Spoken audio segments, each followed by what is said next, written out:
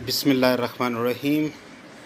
Last time हमने discuss किया था सेहत की नफ्सियात को और ये हिस्सा दोम था हमारा, जिसे हमने कंप्लीट किया था। आज मैं आपको इस हिस्से से मुतालिक जो इम्पॉर्टेंट शॉर्ट क्वेश्चंस हैं वो बताऊंगा, ताकि आपका ये हिस्सा जो है वो प्रिपेयर करने में आपको आसानी हो। सबसे पहला जो इसमें हमारे पास क्वेश्चन बनता है वो बनता है सेहत की तारीफ़ कीजिए, यानी सेहत की तारीफ़ क्या है।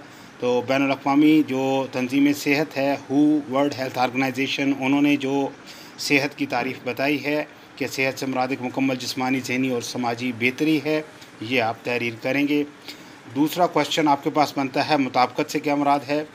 मुताबिकत से मुराद होता है इंसान का फ़ितरी और समाजी माहौल में पैदाशुदा रुकावटों को दूर करना और अपनी ज़रूरियात को पूरा करना, और माहौल के मुताबिक अपने आप को एडजस्ट करना जो होता है वो मुताबिकत कहलाती है। ज़हनी सेहत के हवाले से हमारे पास जो मुख्तलिफ़ नज़रियात आते हैं उनको वन बाई वन भी पूछा जा सकता है शॉर्ट आंसर क्वेश्चन की सूरत में, जिस तरह से कि असातीरी नुक्ता नज़र के मुताबिक ज़हनी सेहत क्या है, ये एक सवाल बन सकता है।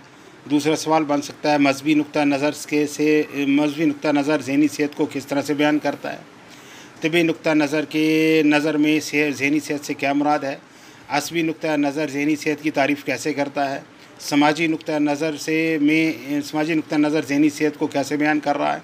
नफ्सियाती नुक्ता नज़र में ज़हनी सेहत क्या है।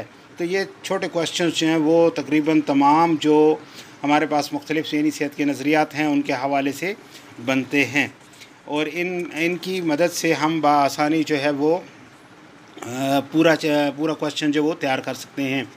उसके बाद मुसलमानों की ज़हनी सेहत का नज़रिया क्या है या उसकी डेफिनेशन आपने बतानी है। जैसे कि मुसलमानों के बकौल जो है वो ज़हनी सेहत जो है वो खुदा से नज़दीकी है, और ज़हनी बीमारी खुदा के बताए हुए असूलों के मुताबिक ज़िंदगी बसर ना करना या उससे दूर हो जाना है। उसके बाद मोहम्मद ग़ज़ाली जो हैं, अबू हामिद मोहम्मद अल ग़ज़ाली जो हैं, इनकी अहम तसनीफ़ात कौन कौन सी हैं। तो ये दो हैं कि आयाए उलूम और कीमियाए सआदत, ये दो इनकी अहम तसानीफ़ हैं। इसके अलावा आप कौन से आपका जाए पैदाइश कौन सी है, तो वो खुरासान का कस्बा तूस जो है वहाँ पर आप पैदा हुए थे, ये ईरान के अंदर मौजूद है। निशापुर में आपने अपनी इब्तदाई तालीम जो है वो हासिल की थी। इसके बाद जो क्वेश्चन बनता है वो ये बनता है कि इमाम ग़ज़ाली ने इल्म की कितनी इक़साम जो है वो बताई। तो उन्होंने इल्म की दो इक़साम बताई थी, एक मादी इल्म और एक रूहानी इल्म। ठीक है। उनके नज़दीक जहालत से क्या मुराद है।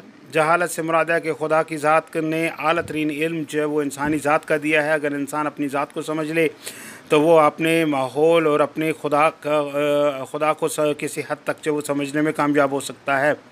और दरअसल खुदा से दूरी जो है उसी वजह से इंसान ना अपनी ज़ात को पहचान सकता है और ना खुदा को पहचान सकता है। जैसे कहा गया है कि मन अरफ़ नफ्सो फ़क़द अरफ़ रब्बो। लिहाजा जहालत जो है वो अपनी ज़ात से आगाही हासिल ना करना है, बकौल इमाम ग़ज़ाली के। मौलाना अशरफ अली थानवी कहाँ पैदा हुए। मौलाना अशरफ अली थानवी ने इब्तदाई तालीम कहाँ हासिल की। मौलाना अशरफ अली थानवी के तरीक़ा इलाज का क्या नाम है। ये आपको तमाम जो है वो मौलाना अशरफ अली थानवी से रिलेटेड शॉर्ट क्वेश्चन जो बनेंगे। उसके बाद ज़हनी सेहत का उनका तस्वर क्या है, उनके इलाज की इक़साम कितनी हैं, यानी उन्होंने इलाज के लिए कौन सी दो इक़साम जो हैं उनको बहुत ज़्यादा इम्पोर्टेंस दी है। एक है इलाज बज़रिया कुतब और दूसरा है इलाज बज़रिया सोबत। ये दो इलाज जो है वो इन्होंने इंट्रोड्यूस कराए थे। अब इसमें मज़ीद सवाल जो बनते हैं वो ये है कि इलाज बज़रिया कुतब क्या है, और दूसरा सवाल बनता है इलाज बज़रिया सोबत से क्या मुराद है। उसके बाद हमारे पास क्वेश्चन जो बनता है वो आता है तबई और गैर तबई किरदार में क्या फ़र्क है, और हम इनके इस फ़र्क को किस तरह से बयान करते हैं।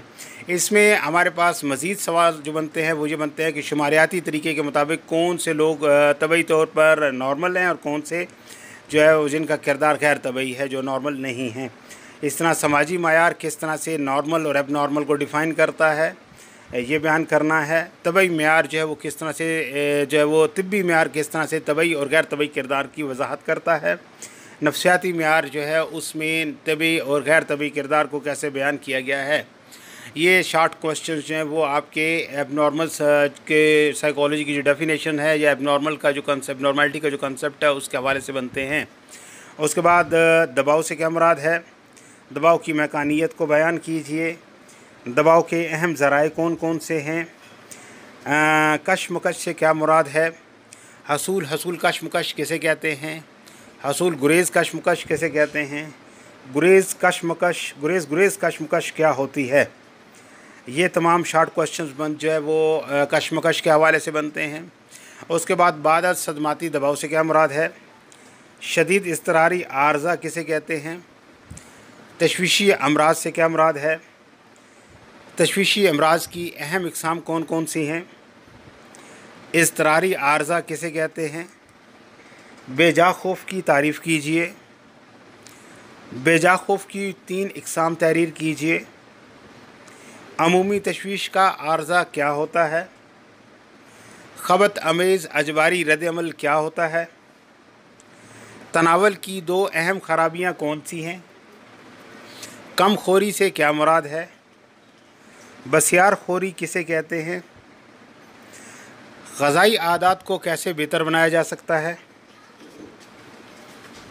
तनावल के हवाले से डॉक्टर्स कौन सी हदायत देते हैं? वर्जिश के 5 अहम फ़वाइद तहरीर करें। शिज़ाइड शख्सी आर्ज़ा क्या होता है? शिज़ोफ्रीनिया की तारीफ़ कीजिए। शिज़ोफ्रीनिया की अहम इक़साम कौन सी हैं? गैर मुनज़्ज़म इंशिकाक ज़हनी किसे कहते हैं? बलाहती इंशिकाक ज़हनी क्या है? ख़बत अज़मत का इंशिकाक ज़हनी क्या होता है? गैर इम्तियाज़ी इंशिकाक ज़हनी की तारीफ़ कीजिए और मामूली इंशिकाक ज़हनी की वजाहत कीजिए। ये तमाम के तमाम अहम क्वेश्चन हैं जो कि आपके हिस्सा दोम जो है सेहत की नफ्सियात उससे मुतालिक हैं, जिसके अंदर हमने पहले जो है वो सेहत की तारीफ़ की है, फिर सेहत से मुतालिक नज़रियात को बयान किया है। उसके बाद हमने नफ्सियाती बीमारियों को किसी हद तक तारफ़ी अंदाज़ में जो है वो बयान किया है और उसमें हमने DSM के मुताबिक जो अलामात दी गई हैं वो कौन कौन सी हैं और ये बीमारियां जो हैं वो किस दर्जा बंदी के हवाले से किस तरह से बयान की जा सकती हैं, यानी हमने देखा है। ये तमाम के तमाम आपके शॉर्ट आंसर क्वेश्चंस हैं जिन्हें आपने हर सूरत में तैयार करना और ये तमाम चीज़ें मैं आपको पहले पढ़ा चुका हूँ। लिहाजा अगर किसी भी सवाल के हवाले से आपके ज़हन में कोई डाउट हो आप मुझसे कांटेक्ट कर सकते हैं। मैं इंशाअल्लाह आपको उस हवाले से आपके ज़हन में आने वाले सवाल के हवाले से आपको क्लैरिटी दे दूँगा। May God bless you.